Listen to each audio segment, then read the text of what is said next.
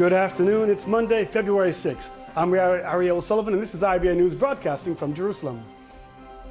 Prime Minister Benjamin Netanyahu arrived at 10 Downing Street in London this afternoon for talks with his British counterpart Theresa May. Today's meeting is the first between the two since May took up office last summer.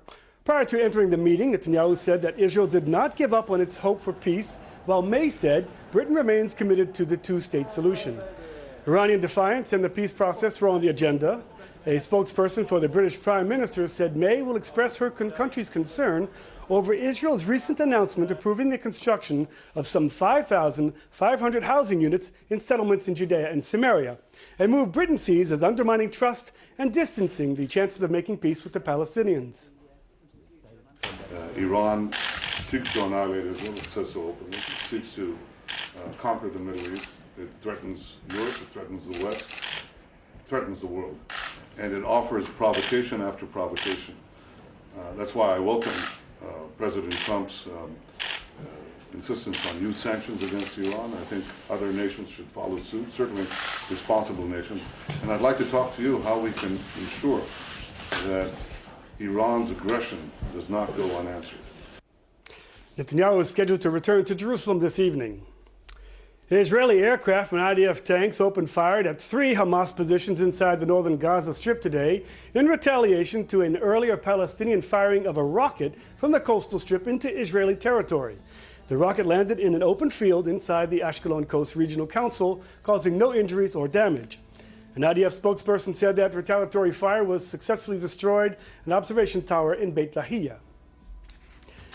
Meanwhile, Israel is reportedly planning a number of steps to improve the economic situation in the Gaza Strip on the condition that Hamas release 2 Israeli civilians and the bodies of soldiers Hadar Golden and Oren Shaul, who were killed in Operation Protective Edge in 2014.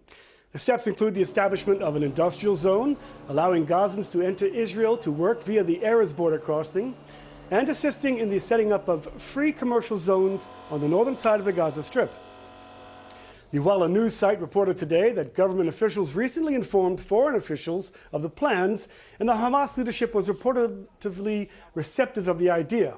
Israel has emphasized the projects will only be implemented after all the Israelis held in Gaza are returned home. It's been released for publication that the Shin Bet Security Service has arrested members of a Hamas cell who plan to attack Israelis in the Hebron area, a military base, the Binyamin bus station, and a synagogue in Zichron Yaakov. Using Facebook, Hamas officials in Gaza instructed the cell members who purchased weapons and learned to make homemade explosives to be used in the attacks. According to the security agency, the cell members compiled intelligence of the targets they intend to attack while working in Israel illegally.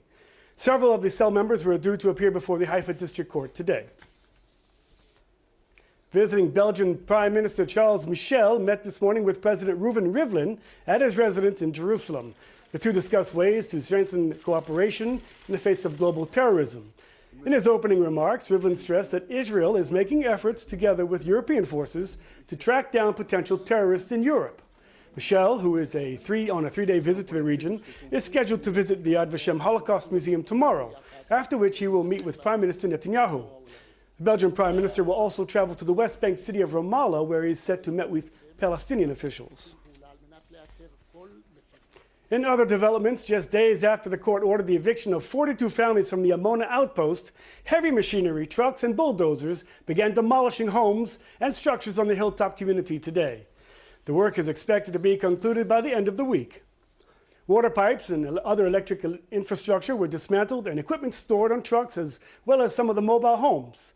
The families who were evacuated from their homes are currently housed in the Old Panah in the nearby settlement of Ofra, yet undecided about their future and where they're going to make their homes.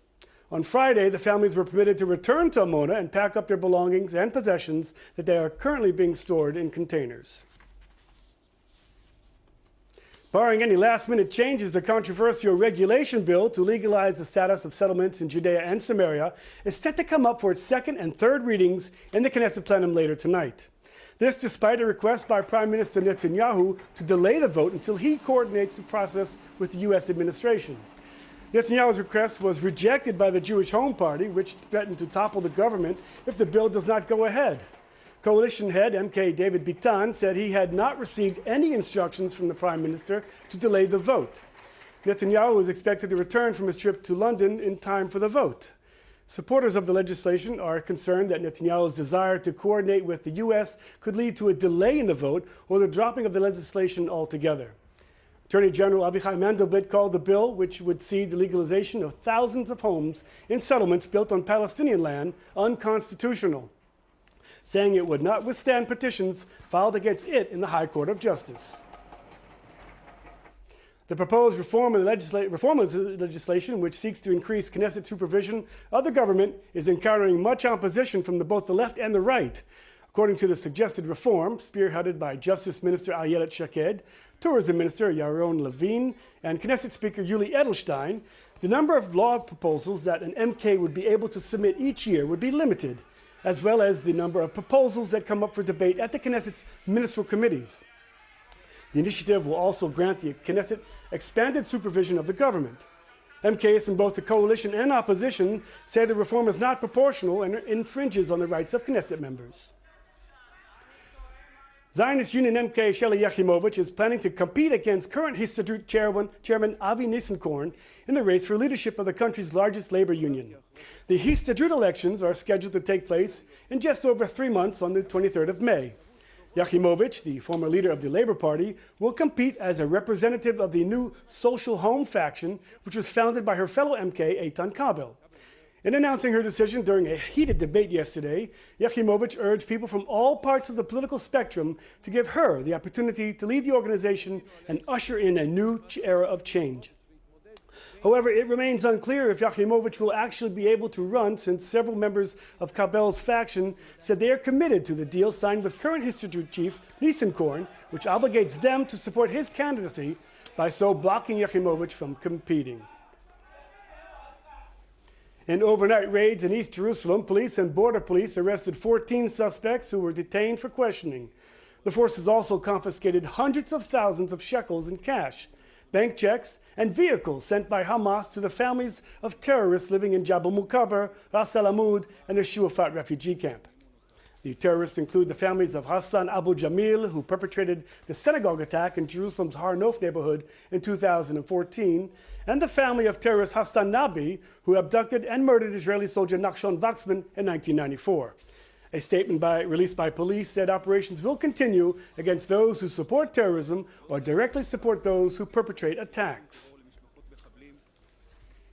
And here's some more good security news. The Defense Ministry has completed the construction of 10 kilometers of the security barrier in the Hebron area that in the past allowed West Bank terrorists to infiltrate into Israel and perpetrate attacks.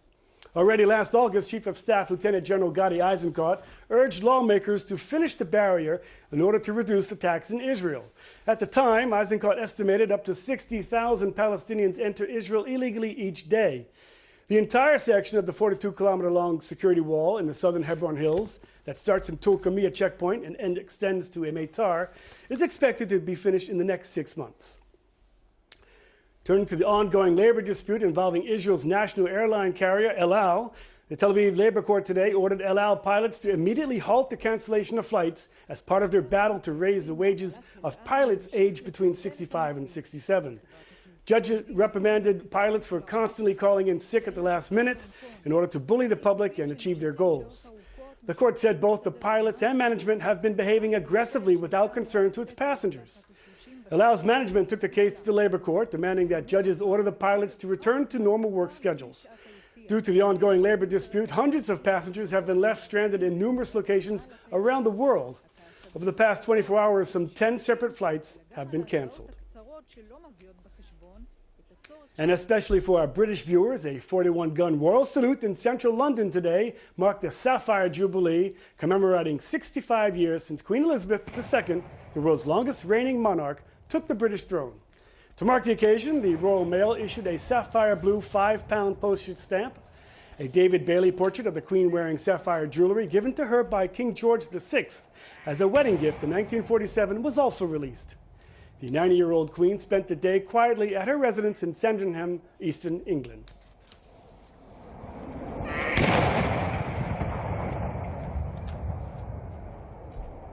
Turning to sports, and it was the greatest comeback in Super Bowl history in the United States early this morning.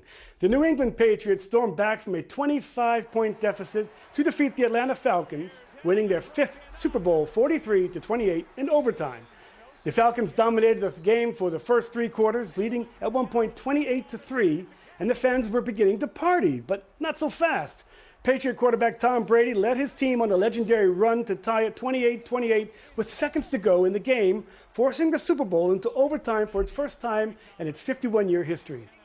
Minutes later, the Patriots scored a touchdown and won the game.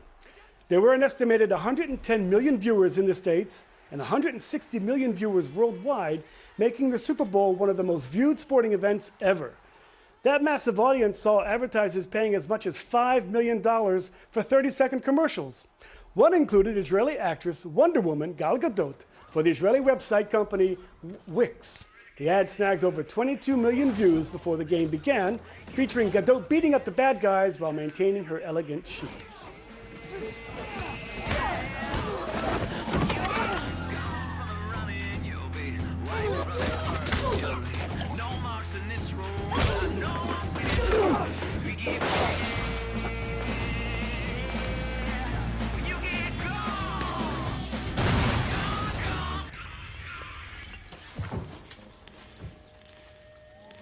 Can I have this to go? Back at home, the Zoological Safari Center in Ramat Gan has reason to celebrate. A new baby white rhinoceros was born at the zoo last week. The male calf weighs in at around 50 kilograms and has been named Rami. He's the firstborn of his mother, Rana, a 7.5-year-old female who arrived at the safari 4 years ago. Rami's father, Atari, was one of the firstborn in the safari park. The herd of rhinoceroses at the safari park is considered one of the largest in Europe, numbering 14 with Rami's arrival. Illegal poaching threatens the existence of white rhinos worldwide, and their numbers are drastically dropping. To protect them, they have been listed with the European Endangered Species Program. In financial news, share prices were mixed in the Tel Aviv Stock Exchange today, and the shekel was also mixed against most foreign currencies. Here's a look at the late afternoon numbers.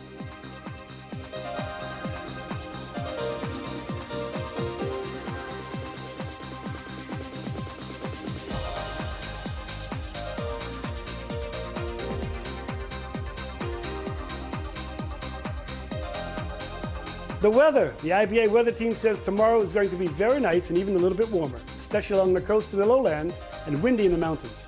Here are the expected highs and lows for the next 24 hours.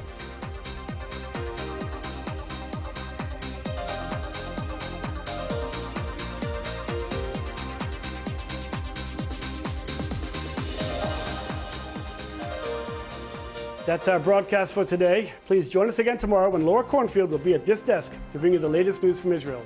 Until then, I'm Aryeh O'Sullivan wishing you a good evening and a shalom from Jerusalem.